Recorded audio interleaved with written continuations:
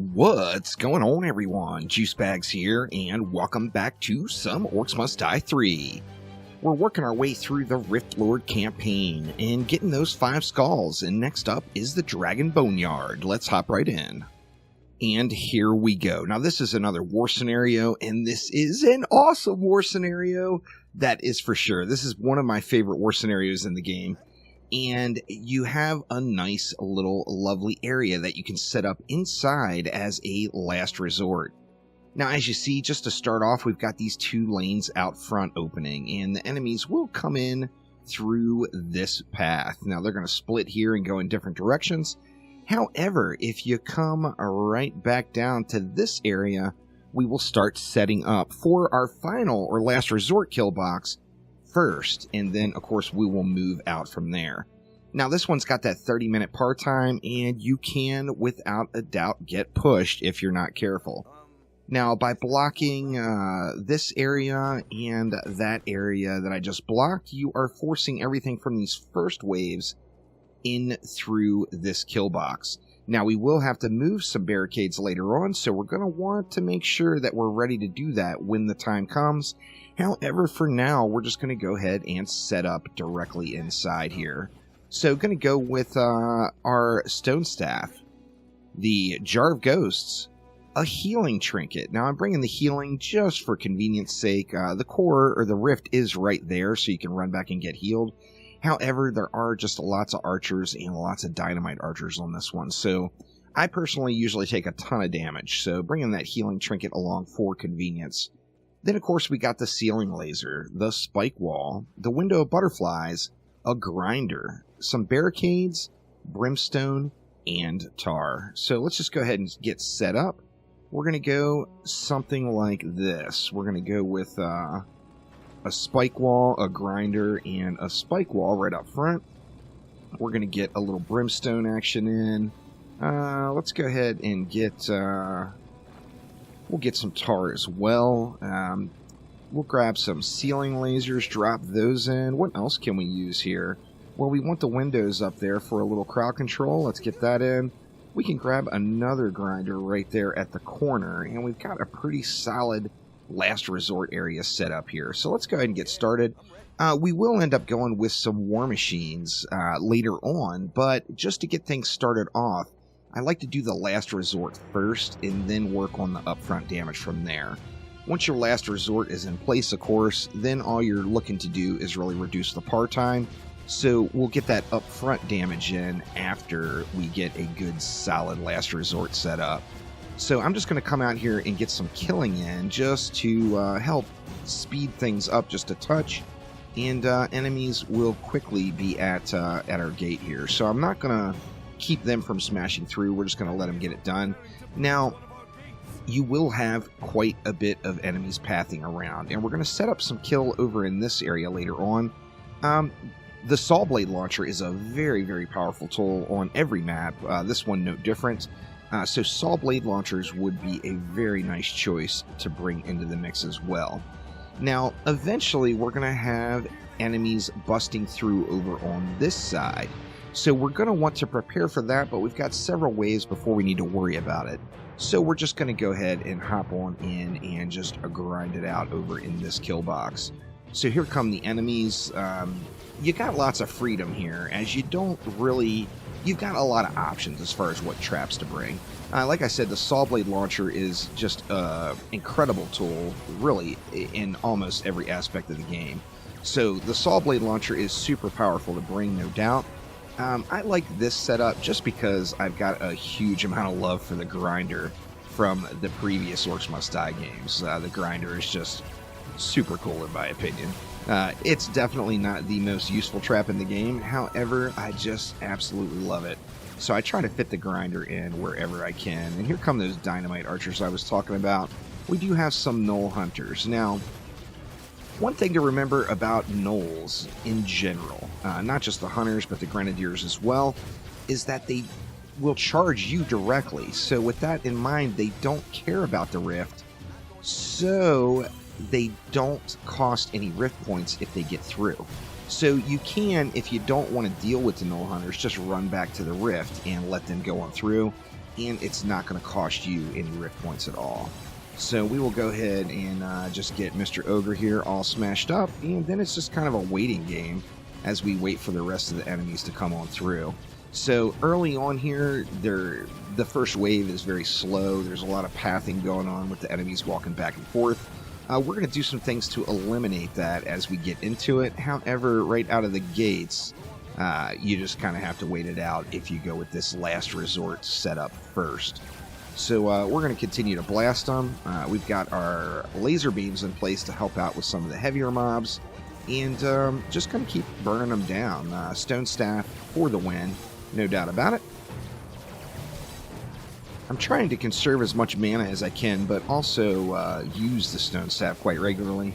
I want enemies basically to stop in front of that spike wall, so that's going to give me a little additional CC and is very, very nice, no doubt about it.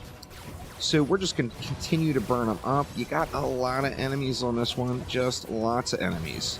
Anytime your mana does get too low, make sure you utilize that Jar of Ghosts, and that will save the day for you, no doubt, as it'll just give you a little window where you can regen a little bit of mana and get everything turned around just a touch.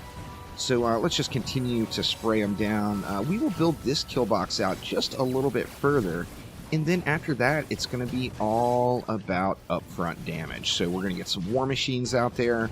We're going to get some defenses down in the hallway where they're pathing back and forth.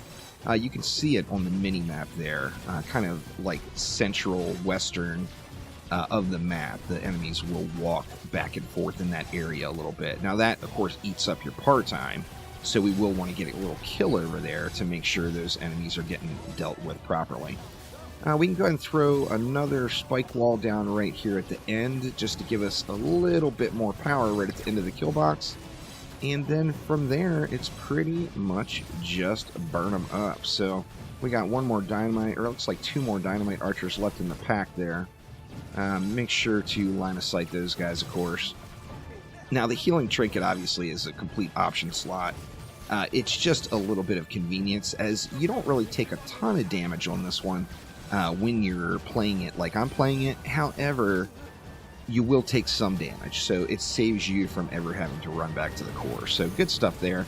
Let's go ahead and force the issue on these last few ogres, and then we can continue to get this last resort all built out and get things squared away. Now, after we get this last resort built out, we do want to do a little saving, as we're going to be spending a ton of coin here, not too far off in the distant future here. So let's go ahead and just build it out a little bit more. We'll go to, say, right here. This grinder will be our final kill point. And, you know, you can even box in your barricades if you choose to, just to give yourself a little extra protection. Being a war scenario, of course, there's just tons of coin available, so you can really build it out and get a nice complete kill box set up. Okay, we've got 3,200 left. We're going to go ahead and start throwing some more out here, and one of the easiest things to do right away is going to be just to start working on ceiling lasers right over both of these areas. That's going to give you a little bit of upfront damage, and that is the area where enemies will be pathing back and forth. So we are going to remove these barricades here in just a moment, but until we get to that point, it is back over to the last resort area to spray them up. Now, if you are concerned about this gap in the middle, you can always throw another barricade there. That way you don't have to worry about an orc getting thrown into that center area and then bashing its way out. So that is always an option as well. We're just going to continue to smoke them here, though. So the par time is long on this one, and with this type of kill box, you're going to use a lot of it. So with that in mind, you do want to just get aggressive and get as many enemies burned as quickly as possible. The sooner you get your last resort area here all burned out, the sooner you can go out and get upfront damage in. So we are going to do that and just do our best to get these guys just wrecked up fast. Lots of big mobs on this one. This particular war scenario is extremely fun if you're into going for the big combos and the high scoring.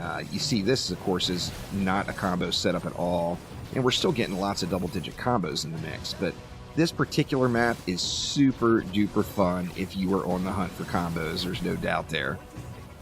Let's just continue to work our way through. There's still a lot of enemies coming. There's a ton of enemies on this one, that is for certain. And we'll just keep burning them out. Now, there is some droughts and some wait time as you run through this one. We're getting a fairly consistent stream now. If you don't have big mobs, like you do have some breaks where it's a lot of smaller orcs, then you, of course, can just leave this area unattended and run over and get some upfront damage in. I like to hang out right here just because I really, really adore kind of a well-designed kill box. And I love the pathing available in Orcs Must Die 3. That is for certain. But let's just keep chewing them up. We got the dynamite archers coming in now, so let's go ahead and fall back and let these guys get into our kill box.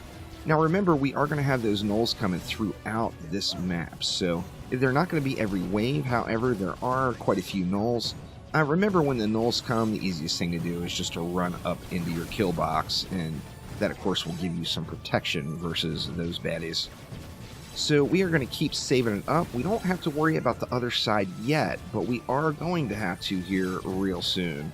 So we got dynamite archers again, so let's try to line of sight these guys as best as possible. Once the splodes go off, of course. And you can see them on the mini-map, so that's pretty convenient. The yellow dots on the mini-map are dynamite archers that are approaching, so we will want to watch for those guys, that is for certain.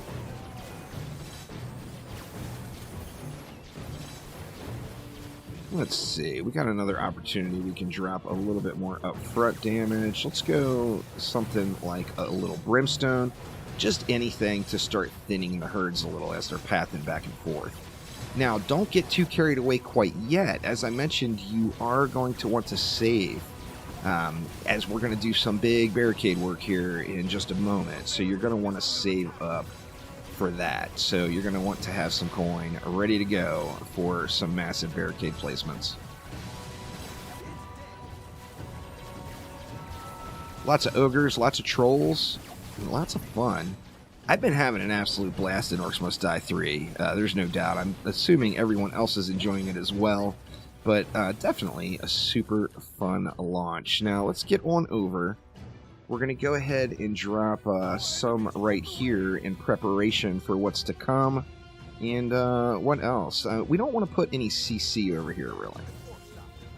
But I am going to just kind of slowly bring these all the way over to that wall so that it's something like this. A lot of the orcs are going to path right up through this corner, so that's going to allow that action there. You can even throw grinders in if you really wanted, for any enemies that are rolling in close to the wall. Now we've got 3,900 left. We are going to want to save as the beginning, in between waves 3 and 4. We do want to get that change in our barricades. So we got to be ready to go at the end of this wave. But I feel like we've got enough coin ready now to go ahead and start working on some upfront damage. So let's get us some archers out back and ready to smoke it.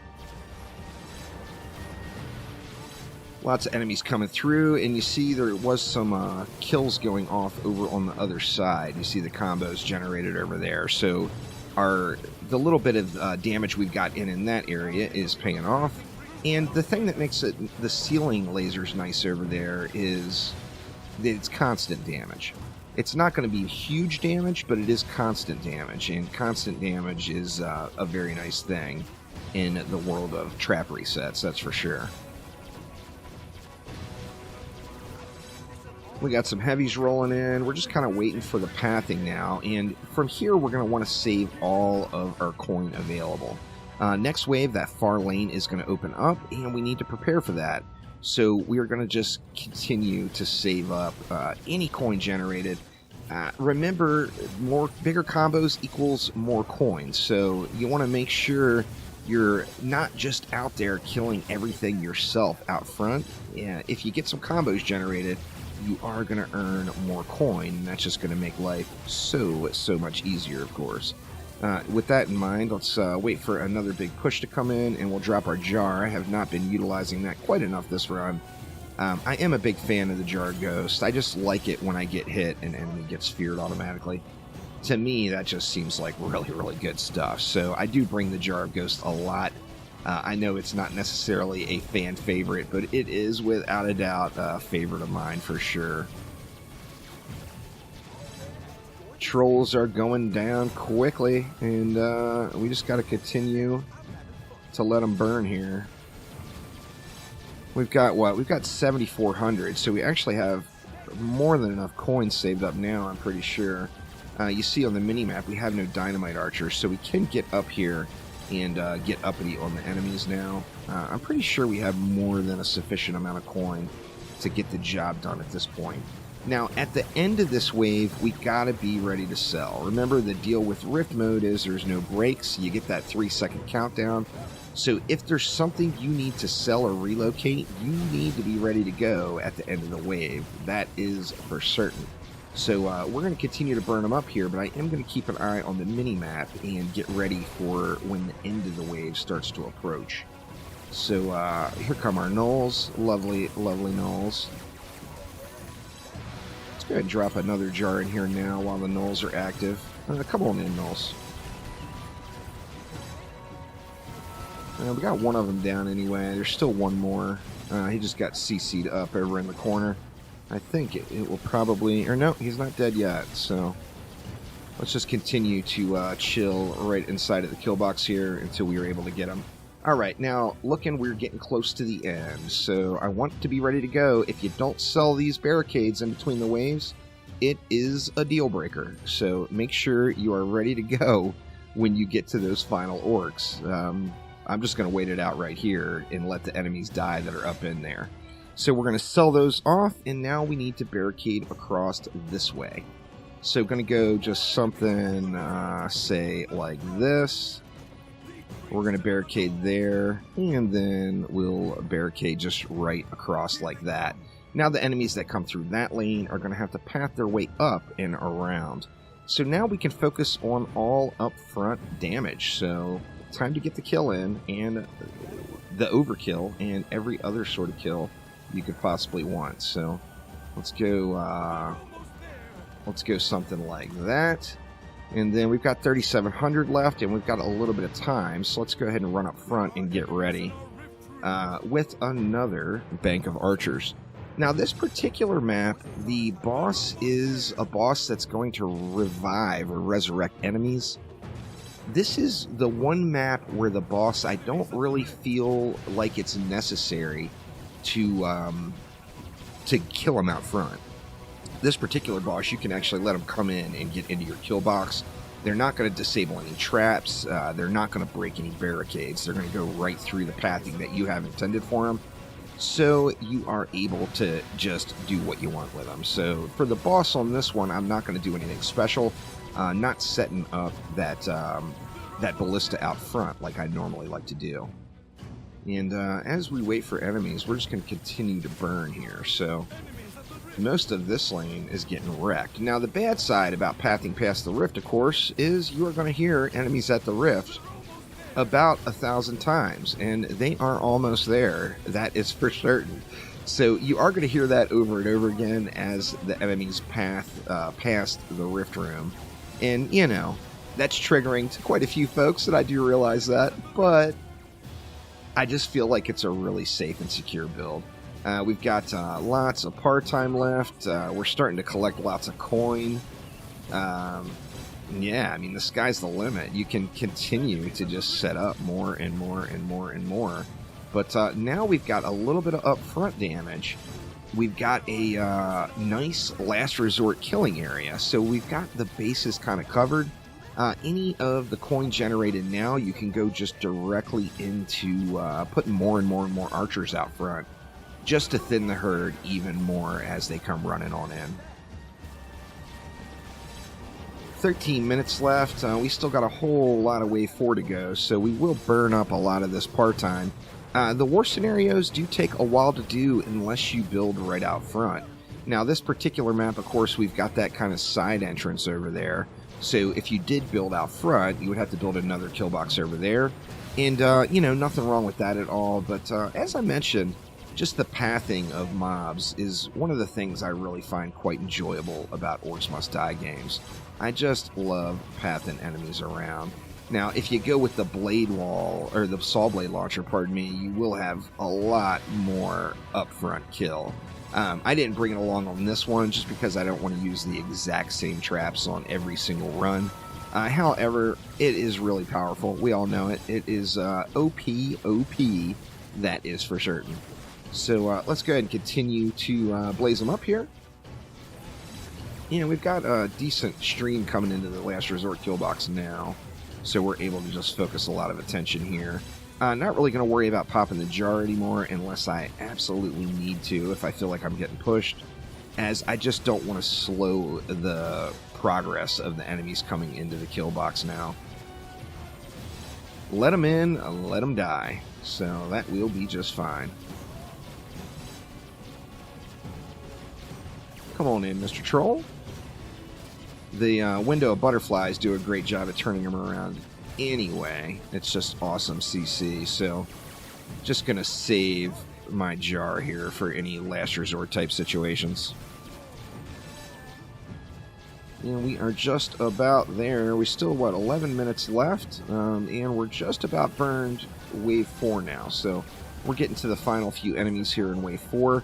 You see we generated 14,000 coin, so we are going to be able to line those archers up out front to really help speed up this last particular wave. So the more upfront damage you get at this point, the better off you're going to be. And we're going to go do it. We got 16k to spend, so let's get us some archer hotness going right up front here. Let's see, how many can we put? Let's go another there. And let's just line them up here. That's about all we can do there, but that is a lot of archers out there, no doubt.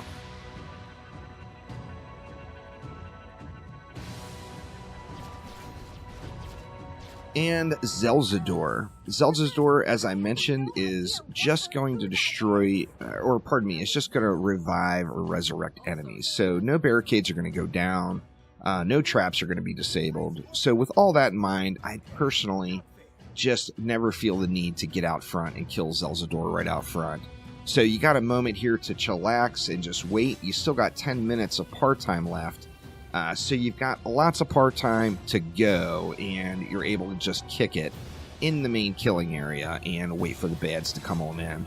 So we are getting it here. We got a little framey there for a moment, which I'm not used to seeing in OMD3. It's normally running really, really well, so I may have something going on in the background for me. A Windows update or something could be going right now at the moment.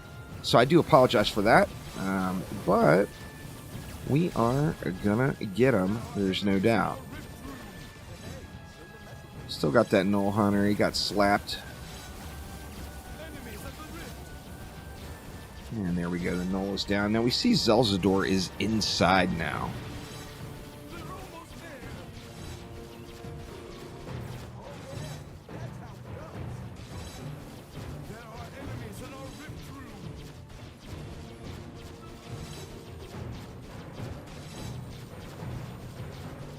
Here comes Zelzador now.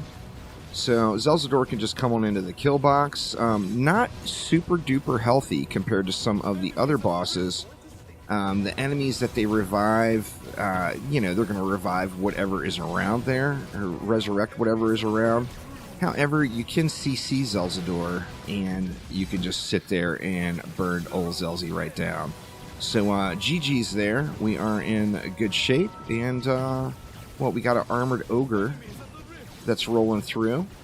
We still got 8 minutes left, and you see there is just a ton of mobs to go yet. So we still got lots of killing to do, that's for sure.